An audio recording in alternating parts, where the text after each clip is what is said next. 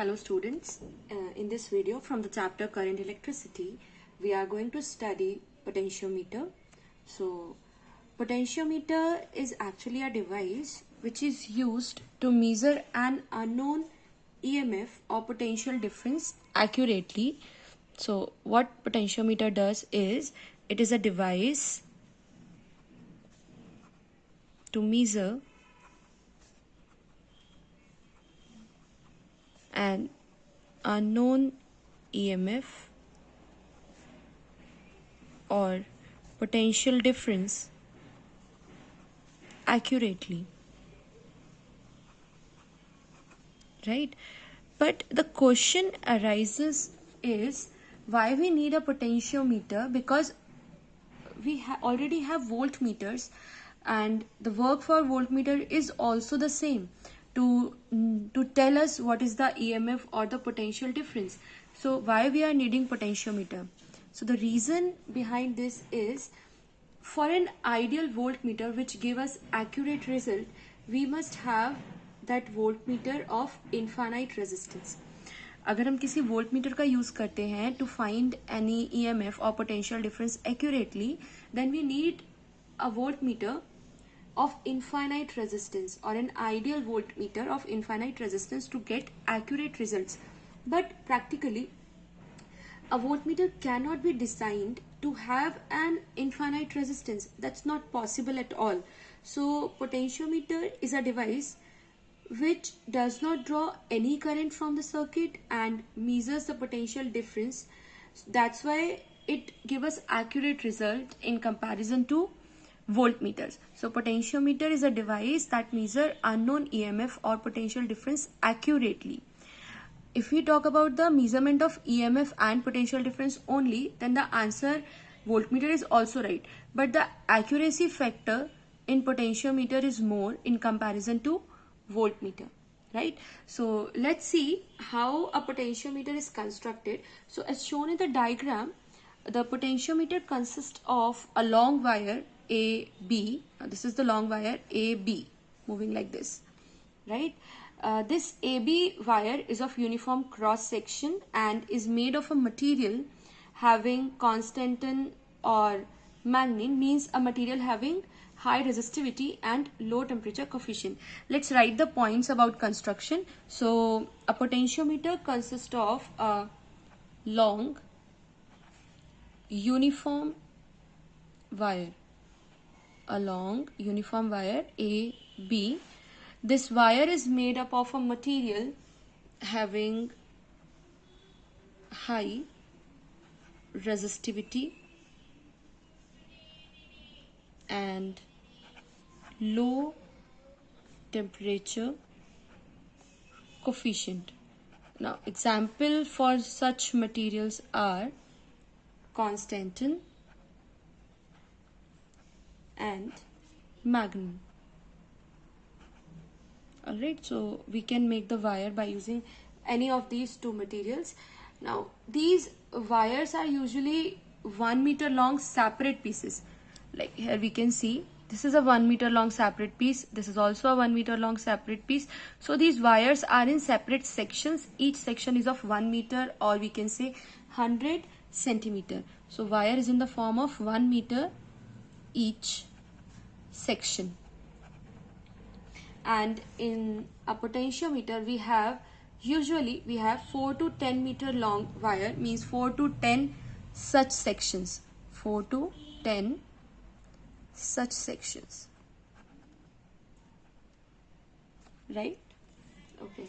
Also a wooden scale is fixed to measure, a wooden meter scale is fixed to measure the positions or the length, and these wires, the wires that we are using, are joined by the help of copper strips. These copper strips are thick by the help of thick copper strips, and the ends A and B, the ends capital A and capital B, are connected to a strong battery. This is a strong battery, a plug key, or we can say a key, capital K, and a rheostat or a variable resistor, RH. Now, this circuit is called driving or auxiliary circuit. This circuit is called driving or auxiliary circuit as it sends a constant current capital I through the wire AB. Now, this portion of the circuit is called auxiliary circuit or driving circuit because it provides the current capital I to the wire AB, and that's why the potential gradually falls from A to B. When current flows from A to B, then potential gradually falls from A to B, and this potential difference can be measured by using this voltmeter. Now we also have a jockey capital J. That we can slide over the length of the wire, and we can decide that how much wire we are going to take means कितने wire का हमें किस point से किस point के बीच का हमें potential difference निकालना है, उस पॉइंट तक हम जॉकी को मूव कराते हैं या वहां तक हम जॉकी को लेकर जाते हैं. Right, so this is all about the construction of potentiometer. Let's talk about it's principle of potentiometer. So the basic principle of potentiometer is that when a constant current flows through a wire of uniform cross-sectional area and composition, the potential drop across any length of the wire is directly proportional to that length. Means जो आपका potentiometer में current capital I flow हो रहा है because of the auxiliary circuit, right? So because of the flow of that current, the potential drop across any length of the wire is directly proportional to the length only. Means जितना ज्यादा length उतना ज्यादा potential drop. तो जो भी potential drop है वो length पर डिपेंड करेगा. We can write it as when a constant current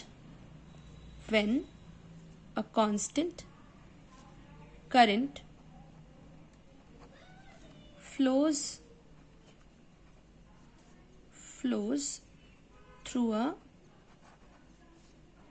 wire of uniform cross section and composition. The cross section as well as the composition of wire should be uniform. Then the potential drop across any length of the wire is directly proportional to the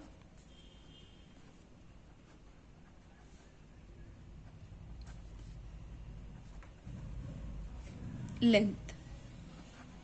That is, if we are considering the length L, then the potential drop across that length is directly proportional to the length. Means capital V is proportional to L, or we can say V is equal to KL, where K is a proportionality constant. K is called proportionality constant. Right? Now here comes a new term called potential gradient. This K, we can write this K as V upon L. K is equal to V upon L, or we can define it as potential drop per unit length of the potentiometer wire. It means K is defined as potential drop per unit length of potentiometer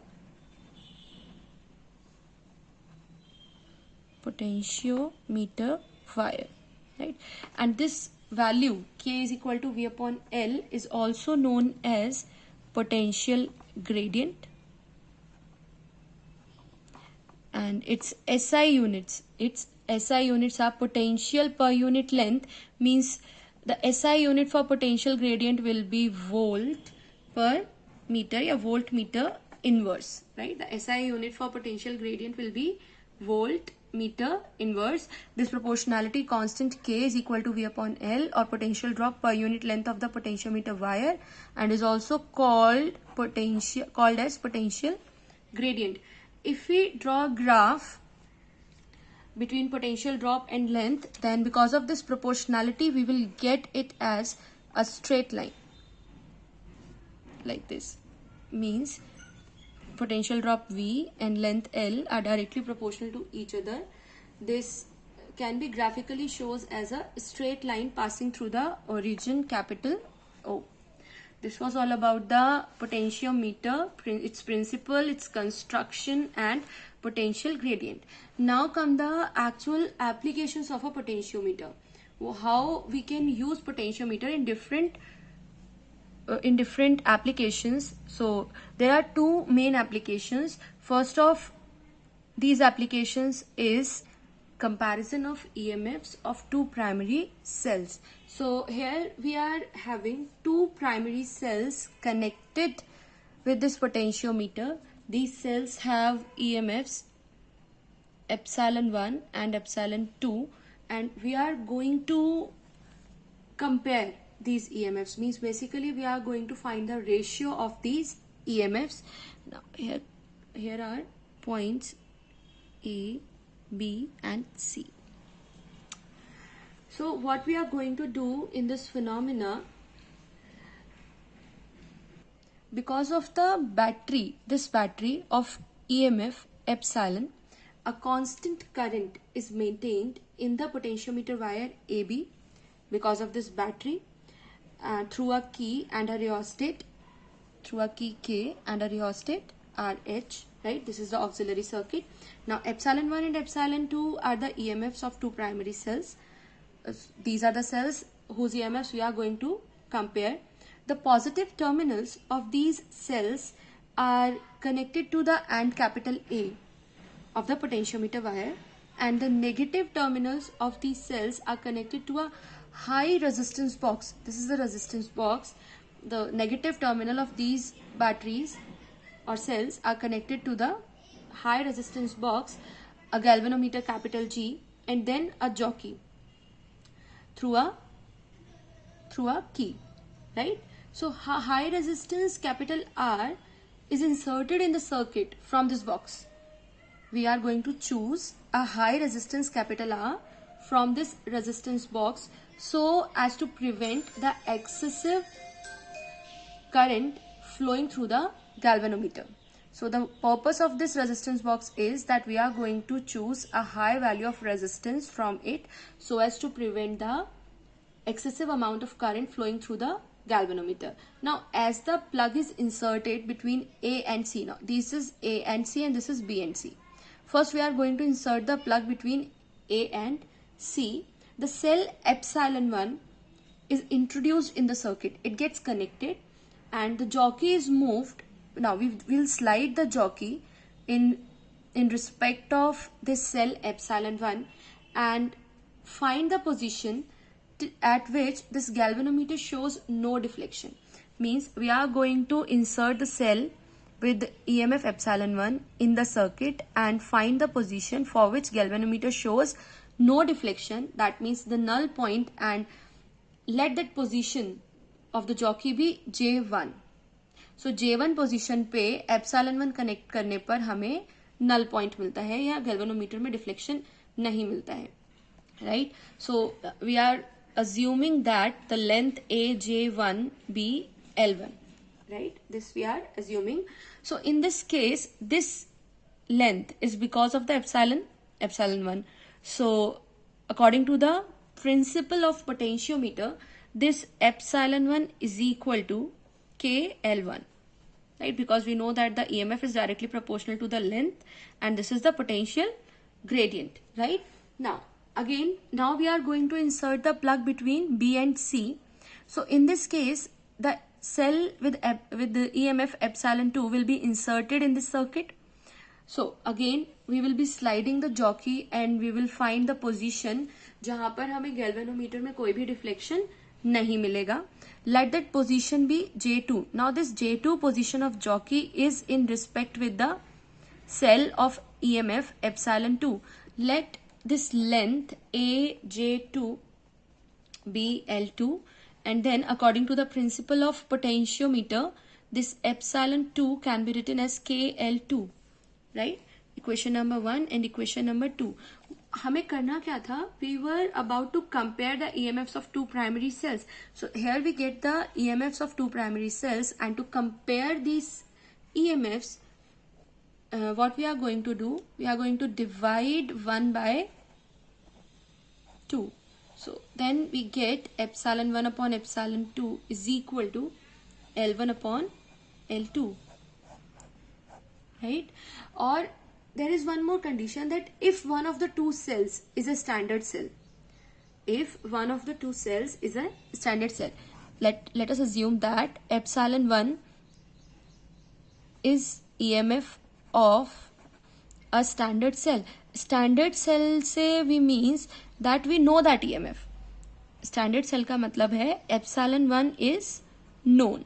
Then in that case, we know epsilon 1, we know L1, we know L2. Then we can calculate epsilon 2 in terms of epsilon 1, L2 and L1.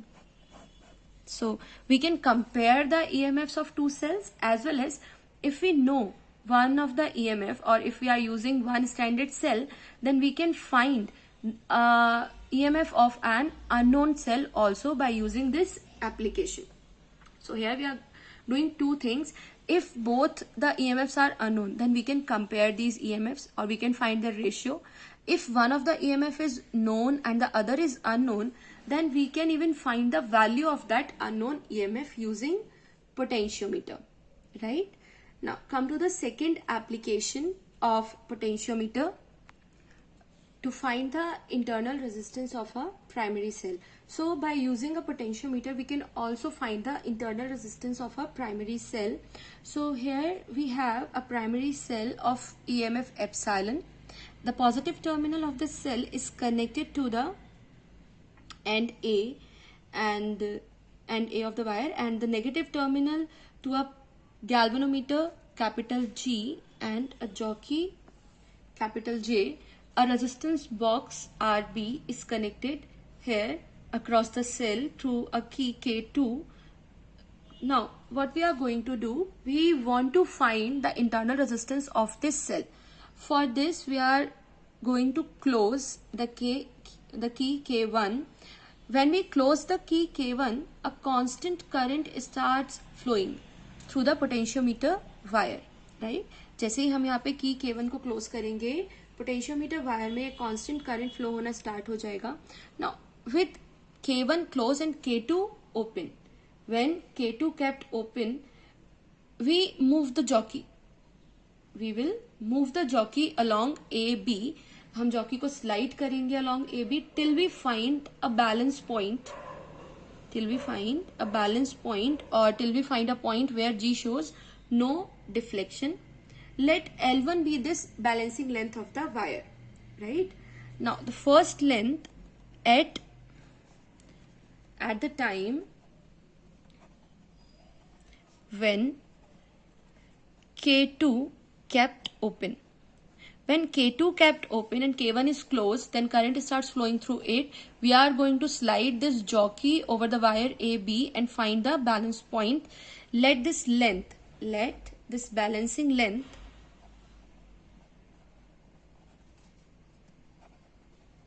be L1. Then in this case, there जो भी हमारा हमने cell लगाया है उसका पूरे EMF के corresponding ये लेंथ हमें मिला है L1.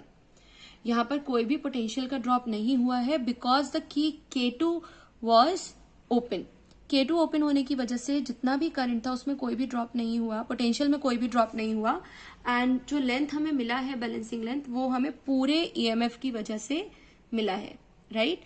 So according to the principle of potentiometer, epsilon is equal to हो जाएगा KL1, equation number 1. Now again we will close the key K2.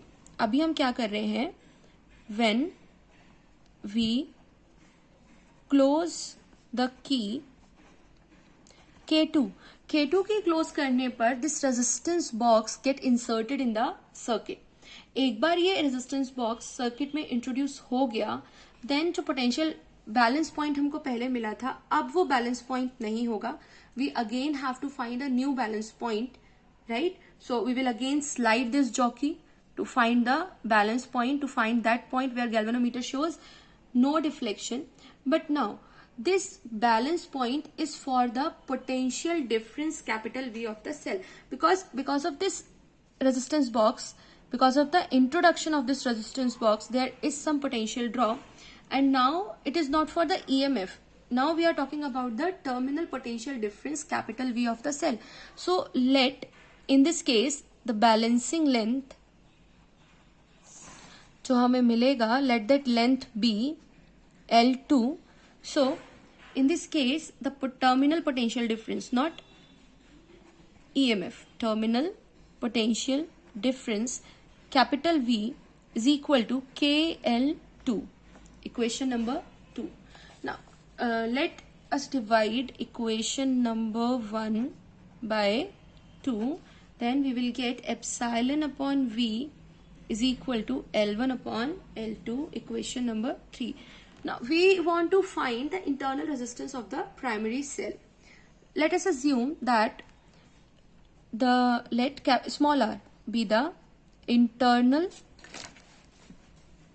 let small r be the internal resistance of the cell.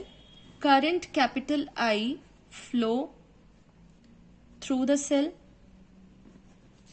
current capital I flow through the cell, right?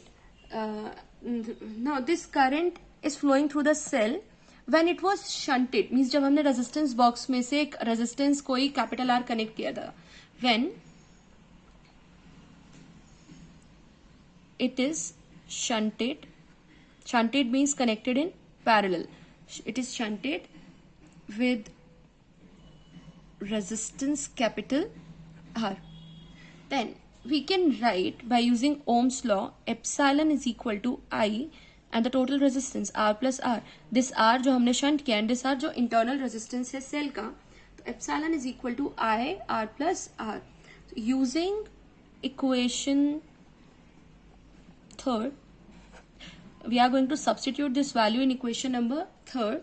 We will get I R plus R upon V is equal to L1 upon L2, right? Achha, also we have V is equal to this capital V, terminal potential difference, capital V is equal to IR using Ohm's law, because this potential, terminal potential difference is because of the resistance capital R. We can also substitute this here in this equation, then we will get IR upon IR is equal to L1 upon L2. We can cancel I, and on rearranging this value we will get small r is equal to, we will get small r upon capital R is equal to L1 minus L2 upon L2, or small r is equal to capital R L1 minus L2 upon L2. This is the value for internal resistance of a cell that we can find with the help of potentiometer, right? So this was all about the internal resistance of a primary cell that we can calculate by using potentiometer. Now come to the sensitivity of a potentiometer. So a potentiometer will be sensitive if it is capable of measuring very small potential differences, means the instrument will be good और sensitive अगर वो बहुत छोटे से छोटे potential difference भी calculate कर capable है मेजर करने के लिए. And the next thing is कि वो सेंसिटिव तब होगा जब वो एक सिग्निफिकेंट चेंज शो करेगा बैलेंसिंग लेंथ में for a small change in potential difference. तो सेंसिटिव पोटेंशियोमीटर के लिए आपको 2 पॉइंट्स याद रखने हैं. फर्स्ट कि एक तो वो बहुत छोटे से छोटा पोटेंशियल डिफरेंस मेजर करने के लिए कैपेबल होगा. सेकेंड, जब भी पोटेंशियल डिफरेंस में कोई बहुत स्मॉल चेंज भी आएगा तो उसके रिस्पेक्ट में वो change in balancing length show करेगा. मीन्स बहुत छोटा सा पोटेंशियल डिफरेंस चेंज हुआ तो उसका जॉकी का जो पोजीशन है बैलेंसिंग लेंथ के लिए वो चेंज हो जाएगा. Now this sensitivity of potentiometer can be increased. This sensitivity of potentiometer can be increased by reducing the potential gradient. This is the point that we have to note. What we have to note is, smaller the potential gradient, greater will be the sensitivity. Means K की value जितनी कम होगी, sensitivity of potentiometer उतनी ज्यादा होगी. So this is the required point. This is the required condition for a sensitive potentiometer. It can be achieved in two ways. हम दो तरीके से potential gradient को reduce कर सकते हैं. First, by increasing the length of the potentiometer wire. We know that the value of potential gradient is V upon L. So if we increase this value of L, means if we increase the length of wire that we are using in potentiometer, its potential gradient will decrease, and hence the sensitivity of potentiometer will increase. So this was the first point. By increasing the length of the potentiometer wire, we can increase the sensitivity of a potentiometer. And the next thing, for a potentiometer wire of fixed length, we can decrease the potential gradient by reducing the current in the circuit, right? Second point is, जो circuit है उसके current को हम reduce कर सकते हैं by using या by the help of a rheostat. By help of a rheostat. Now this will help us in decreasing the potential gradient or increasing the sensitivity of potentiometer. So the second method by which we can increase the sensitivity of potentiometer is, we will decrease the flow of current, right? To reduce the potential gradient, we will reduce the current in the circuit by using a rheostat, due to which potential gradient will decrease, and as a result we will get more sensitivity to the potentiometer. So this was all about the potentiometer. In the next video, we will be studying some numericals based on this topic, potentiometer. Till then, study hard and stay safe.